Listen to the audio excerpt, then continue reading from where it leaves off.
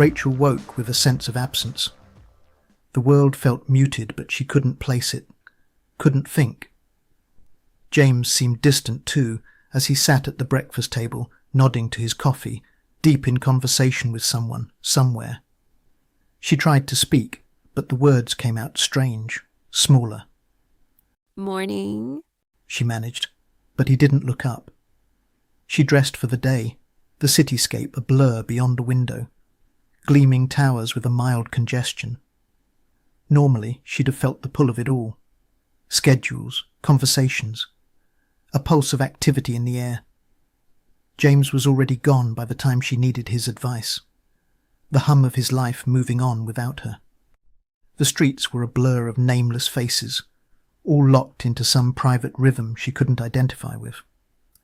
People smiled and laughed all right, nodded in response, but not to her. A strange, aching loneliness settled into her chest. She thought about calling a doctor, but something held her back. It wasn't physical, was it?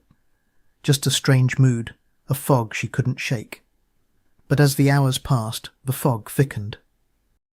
By afternoon, a cold panic gnawed at her.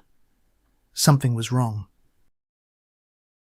The clinic gleamed in white and chrome. The doctor, smooth metal and polished glass, greeted her with a robotic tone. Diagnostics complete. You've been disconnected. A late payment to your AI supplier. I can see it's gone through now. You'll be back online shortly and your brain chip back to normal soon. Why don't you sit in the waiting room until then? You don't want to be walking in the city with no AI chip. Anything could happen if you can't think intelligently. Rachel blinked. My chip, of course. Why didn't I realize? The doctor's gaze fixed on her, cheerful and utterly unconcerned. How could you be expected to think without it? Don't fret. You'll be back to normal in minutes. She signed the forms manually, numb, her mind spiraling. In the waiting area, she sat next to a man in overalls, wiping his hands on a rag. Maintenance? She guessed, out of habit. He grinned with an attractive smile, lacking in her husband. Porter, not much maintenance left for me to do these days. She hesitated. You don't have an implant? Never got one. Never wanted one. I've got a dog, a garden. Real life's enough for me. He leaned back, folding his arms. Rachel smiled back, feeling a pang of something she couldn't name. Genuine attraction. Something primal stirred and she blushed. She chatted flirtatiously with the man until dead-on 12:30. She felt her brain chip reboot,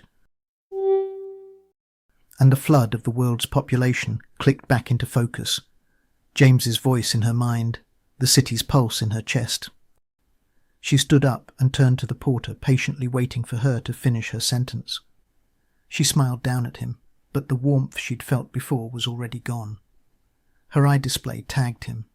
Low priority interaction. And she walked away.